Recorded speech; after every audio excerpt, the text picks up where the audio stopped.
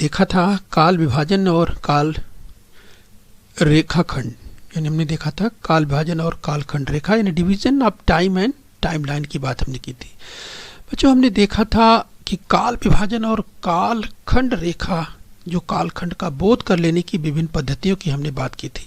हमने ये भी देखा था कि समय का विभाजन, यानी बच्चों समय तो अखंड है, समय लगातार चलता आ रहा है और समय आगे चलता भी रहेगा, लेकिन बच्चों हम अपनी सुविधा के अनुसार इसका विभाजन करते हैं। बच्चों हमने ये भी देखा था कि काल का विभाजन हम किस उद्देश्य और किस पद्धति से करते हैं, इस आधार पर कालखंड का बोध कर लेने की पद्धतियाँ निर्भर रहती हैं। बच्चों हम सुबह की बात कर रहे थे, हम आगे फिर जैसे ही दिन बढ़ता है उसकी हम बात कर रहे थे, फिर रात होती है उसकी भी हमने बात पिछली बार की थी। तो चलिए हम इसी क्रम में और आगे बढ़ लेते हैं। हमने बात की थी बच्चों पिछली बार कि पृथ्वी हमारी पश्चिम से पूर्व की ओर घूमती है। हमने ये भी देखा था कि सूर्य के सामने का जो भाग, यानी पृथ्वी पर जो भाग सूर्य के सामने का हिस्सा जो पृथ्वी पर पड़ता है, सूर्य का प्रकाश, तो वहाँ पर दिन होता है और उसके पीछे जहाँ पर सूर्य का प्रकाश नहीं पड़ता है वहाँ पे रात होती है, वहाँ पर अंधेरा होता है। ये हमने देखा था। आइए इसी क्रम में हम और आगे बढ़ेंगे। हमने ये भी देखा था कि काल गणना और काल गणना की जो पद्धतियां हैं, हमने एक उदाहरण के द्वारा देखा था कि किस तरह से जो टाइमलाइन की अगर बात करें कि छत्रपति शिवाजी महाराज का जन्म जहां 1630 में, फिर स्वराज्य की शपथ 1645 में, आगरा से छूट जाना 1666 में, राज्याभिषेक हुआ 1674 और मृत्यु हुई थी शिवाजी महाराज की 1680 में। ये एक टाइमलाइन है, हमने इसकी चर्चा की थी। तो बच्चों संपूर्ण विश्व में कालगणना की अनेक पद्धतियां प्रचलित हैं और इन पद्धतियों में ईस्वी सन यह प्रणाली सबसे अधिक प्रचलित है। आइए इसी क्रम में और आगे बढ़ेंगे। इतिहास का काल विभाजन की किसी बात करें बच्चों तो इतिहास भूतकाल की घटनाओं का ज्ञान कराने वाला विज्ञान है। तो सबसे पहले बच्चों जब हम भूतकाल की बात करते हैं तो हम पीछे बात करें तो बहुत पीछे, यानी अगर हम ब्रह्मांड की बात करें बच्चों, यूनिवर्स की बात करें, तो बच्चों स्क्रीन पर जो आप चित्र देख पा रहे हैं ये यूनिवर्स का चित्र है। आप यहाँ पर छोटे बड़े लाखों करोड़ों अरबों खरबों यानी असंख्य पिंड देख सकते हैं। बच्चों इस तरह से हमारे ब्रह्मांड में असंख्य पिंड है और बच्चों ऐसा माना जाता है कि कोई भी पिंड अगर देखा जाए तो वह स्थिर नहीं है। तो जरा देखने का प्रयास कीजिए, समझने का आगे हम प्रयास करेंगे जब हम बच्चों बात करते हैं भूतकाल की घटनाओं का। भूतकाल ही इतिहास का कालखंड है और बच्चों ये कालखंड जो आज की अगर बात करें 2020 की बात करें तो अगर इसके पीछे आप, यानी अगर हम कहें कि कालखंड को किस, यानी काल को, अगर समय को बच्चों खंड करने की बात आए तो काल तो अखंड है, लेकिन फिर भी यहाँ पर जो उसके पहले हमने चर्चा की किस तरह से आवश्यकता के अनुसार किस तरह से उसका विभाजन किया जाता है। तो बच्चों इतिहास के काल विभाजन की बात करें तो अब आइए हम यूनिवर्स को यानी ब्रह्मांड को जानने के बाद देखिए उसका एक छोटा सा हिस्सा जो सोलर सिस्टम आप देख पा रहे हैं बच्चों, ब्रह्मांड का एक छोटा सा हिस्सा ही है केवल जो सोलर सिस्टम आप स्क्रीन पर देख पा रहे हैं। सूर्य को आप बीच में देख पा रहे हैं, उसके साथ आप देख सकते हैं कि जो ग्रह हैं ये किस तरह से उसके चक्कर लगा रहे हैं, ग्रह या उपग्रह। तो बच्चों ये आप देख पा रहे हैं, सोलर सिस्टम को आप देख पा रहे हैं। तो बच्चों इस तरह से अगर आप समझने का प्रयास करें कि हमारे जो सौर मंडल को आप देख पा रहे हैं, तो इस तरह से हमारे सौर मंडल की अगर बात करें तो व्यापक दृष्टिकोण से देखें तो इतिहास के कालखंड को हमारे सौर मंडल की उत्पत्ति के कालखंड के पहले भी देखा जा सकता है। यानी बच्चों अगर हम बहुत पीछे जा कर के देखें तो अगर इसकी उत्पत्ति की बात करें बच्चों तो लगभग 4.5 अरब वर्ष पूर्व हमारे सौरमंडल की उत्पत्ति हुई, ऐसा माना जाता है। 4.5 अरब वर्ष पूर्व हमारे सौरमंडल की उत्पत्ति हुई। और बच्चों पृथ्वी क्या है, हमारे इसी सौरमंडल का एक ग्रह है। इसका अर्थ ये होता है कि पृथ्वी की उत्पत्ति भी लगभग 4.5 अरब वर्ष पहले हुई है, ऐसा माना जाता है। तो बच्चों यहाँ पर आप देख सकते हैं यस, अगर हम आपको दिखाएं कि किस तरह से जब पिंडों की बात होती है, यस, तो आप देख सकते हैं यहाँ पर अंतरिक्ष में तमाम इस प्रकार के पिंड हैं। अगर हम छोटे बड़े, चाहे हम तारों की बात करें या और भी तमाम प्रकार के पिंडों की बात करें, राइट, तो जो कि ब्रह्मांड में मौजूद हैं। यानी बच्चों, अगर हम सौरमंडल की उत्पत्ति के संदर्भ की हम बात करें तो लगभग 4.5 अरब वर्ष पूर्व हमारे सौरमंडल की उत्पत्ति हुई, ऐसा माना जाता है। तो स्क्रीन पर आप देख सकते हैं पृथ्वी सौरमंडल का एक ग्रह है। हमने कहा इसका मतलब यह है कि पृथ्वी की उत्पत्ति भी लगभग 4.5 अरब वर्ष पूर्व हुई है। ध्यान रखिए, पृथ्वी की उत्पत्ति से लेकर अब तक इन 4.5 अरब वर्षों के विशाल कालखंड को एकदम से समझ लेना आवश्यक है। तो जरा ध्यान से देखने का प्रयास कीजिए बच्चों। ये विभाजन, अगर हम इसको समझने का प्रयास करें तो ये 2 चरणों में माना जाता है। बच्चों, इसको अगर हम देखें तो एक प्रागैतिहासिक काल यानी प्री हिस्टोरिक पीरियड की दृष्टिकोण से देख सकते हैं और एक हिस्टोरिक यानी ऐतिहासिक कालखंड के रूप में देख सकते हैं। तो बच्चों, जो पृथ्वी की उत्पत्ति से लेकर अब तक जो 4.5 अरब वर्षों के इस कालखंड को समझने की बात करें तो इसका जो विभाजन है मुख्यतः 2 चरणों में किया जाता है।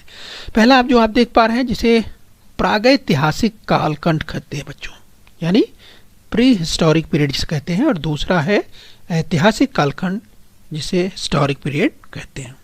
तो ध्यान रखिए, प्रागैतिहासिक कालखंड की बात करें यानी प्री हिस्टोरिक पीरियड की बात करें बच्चों, जिस कालखंड का इतिहास लिखने के लिए लिखित प्रमाण नहीं पाए जाते हैं उस कालखंड को प्रागैतिहासिक कालखंड कहते हैं। और प्राग का अर्थ पूर्व है, यस, पूर्व का।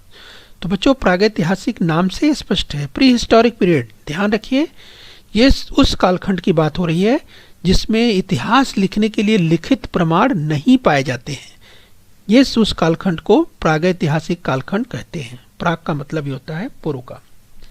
ये ध्यान रखिए। से संबंधित कुछ आप चित्र देख सकते हैं बच्चों की जिस समय इतिहास लेखन की परंपरा नहीं थी, इतिहास लिखने के प्रमाण नहीं पाए जाते थे, उस कालखंड को प्रागैतिहासिक कालखंड कहते हैं। तो स्क्रीन पर संबंधित आप चित्र देख सकते हैं जो कि प्री हिस्टोरिक पीरियड के हैं। आप देख सकते हैं इस कालखंड में इतिहास लेखन परंपरा नहीं थी। अब हम ऐतिहासिक कालखंड की बात करेंगे यानी हिस्टोरिक पीरियड की बात करेंगे बच्चों। इस कालखंड में इतिहास लिखने के लिखित प्रमाण पाए जाते हैं। इस कालखंड को इसीलिए ऐतिहासिक कालखंड कहा जाता है।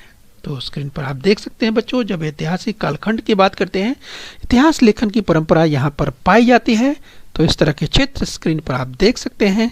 इस विभिन्न प्रकार के किलों की बात करें, यस, आप देख सकते हैं जो स्क्रीन पर जो है कि अगर हम वास्तुओं की बात करें तो जो वास्तु आपको दिखाई दे रहे हैं बच्चों, ये ऐतिहासिक कालखंड के हैं, यानी इनके समय में इतिहास लिखने के जो है प्रमाण पाए जाते हैं। तो स्क्रीन पर आप देख पा रहे हैं। काल मापन की वैज्ञानिक पद्धतियां और काल निर्धारण यानी scientific method of measuring time and establishing age यानी डेटिंग की बात करें तो बच्चों, हम आज कौन सा दिन है अथवा कौन सी तिथि या तारीख है जब हम निश्चित करते हैं तब हम काल गणना करते हैं। बच्चों, यहाँ समझने की बात है, जब हम ये कहते हैं कि हम इन पद्धतियों में काल गणना अगले अथवा पिछले क्रम से की जाती है।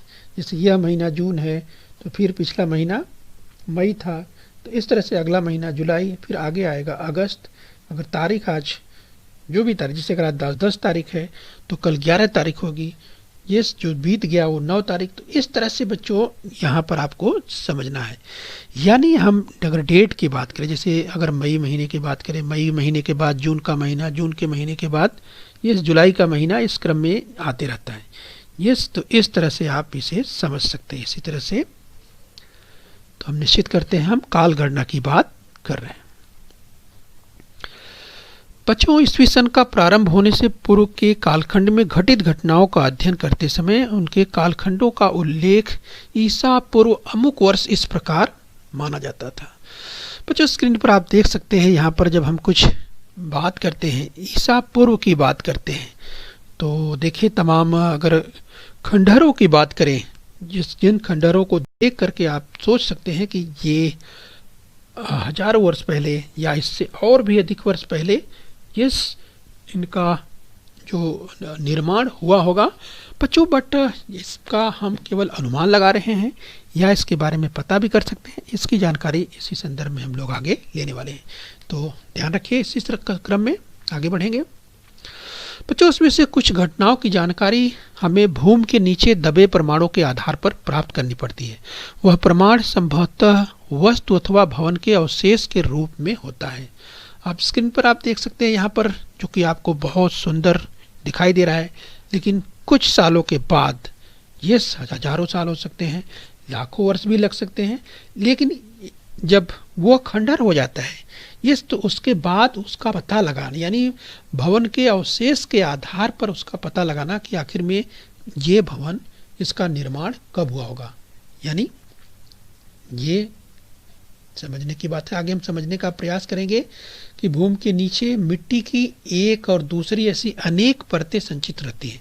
मिट्टी की परतों और उन परतों में पाए जाने वाले अवशेषों के कालखंड अमुक तिथि से अमुक तिथि तक है, ऐसा निश्चित रूप से नहीं कहा जा सकता, परंतु इसके लिए प्रयास किए जाते हैं। स्क्रीन पर आप देखिए, बाईं ओर आपको जो इमेज दिखाई दे रही है कि देखिए, अगर परतों की बात करें, ये जो बेड्स की संस्तरों की बात करते हैं मिट्टी के, तो वो दिखाई दे रहे हैं। इसके अलावा यहाँ पर आप समझ सकते हैं, जब हम फॉसिल्स की बात करते हैं, यानी हम जब अवशेषों की बात करते हैं, तो यहाँ पर स्क्रीन पर दाहिनी ओर स्क्रीन पर आप देख सकते हैं कि इन अवशेषों के द्वारा ही जो कालखंड पता करने की बात होती है, वो कालखंड पता किया जाता है। तो आगे हम समझने का प्रयास करें वो कौन सी पद्धति है। तो ऐसा निष्कर्ष यदि कालमापन के आधार पर निकाला गया तो यह कहा जा सकता है कि उस बर्तन का कालखंड ईसा पूर्व लगभग 3000 वर्ष का है, और इसी के आधार पर उस बर्तन की संस्कृत कालखंड ईसा पूर्व लगभग 3000 का है, ऐसा कहा जाता है। तो चलिए, इस तरह से अगर ज्ञात होने के बाद जब निष्कर्ष निकाला जाता है, तो निष्कर्ष निकाले के बाद अगर पता चलता है, तो इससे पता चलता है कि ये बर्तन कब का है। यहाँ पर देखिए बच्चों, जब हम ईसा पूर्व की बात करते हैं, यानी बिफोर क्राइस्ट की बात करते हैं, ईसा पूर्व की बात करते हैं, तो आप समझ सकते हैं कि स्क्रीन पर आप देखिए कुछ घटनाएं दी गई हैं जो कि इतने ईसा पूर्व में ये घटित हुई हैं। ये ईसा पूर्व की अगर बात करें तो यहाँ पर आप देख सकते हैं।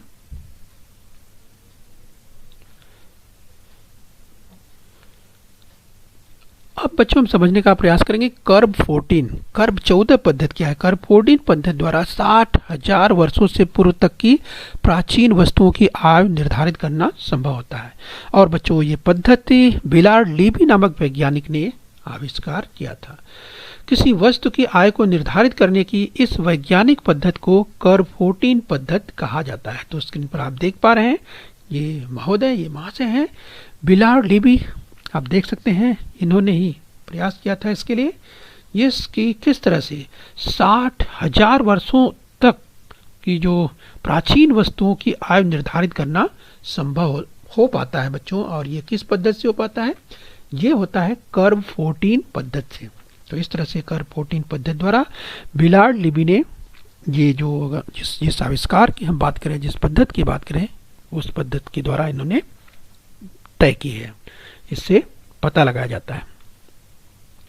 तो इस तरह बच्चों कालमापन की अनेक पद्धतियां हैं, लेकिन कर्ब 14 पद्धति अधिक उपयोग में लाई जाने वाली पद्धति है। तो इसका उपयोग अधिक किया जाता है, कर्ब 14 की बात कर रहे हैं।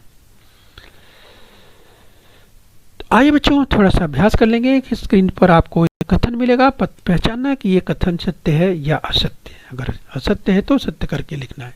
किसी वस्तु की आयु को निर्धारित करने की इस वैज्ञानिक पद्धति को कर्ब 14 पद्धति कहा जाता है, जिसकी अभी हमने चर्चा की। ये तो आपको याद होगा कि ये कथन बिल्कुल सत्य है। एक कथन और देखिए, जिस कालखंड का इतिहास लिखने के लिए लिखित प्रमाण पाए नहीं जाते उस कालखंड को ऐतिहासिक कालखंड कहते हैं। आपको तुरंत समझ में आ गया होगा कि ये कथन सत्य है या असत्य। यस, तो आपको समझ में आ गया होगा कि ये कथन असत्य है, तो इस कथन को सत्य करके लिखना है। जिस कालखंड का इतिहास लिखने के लिए लिखित प्रमाण पाए नहीं जाते हैं उस कालखंड को प्रागैतिहासिक कालखंड कहते हैं।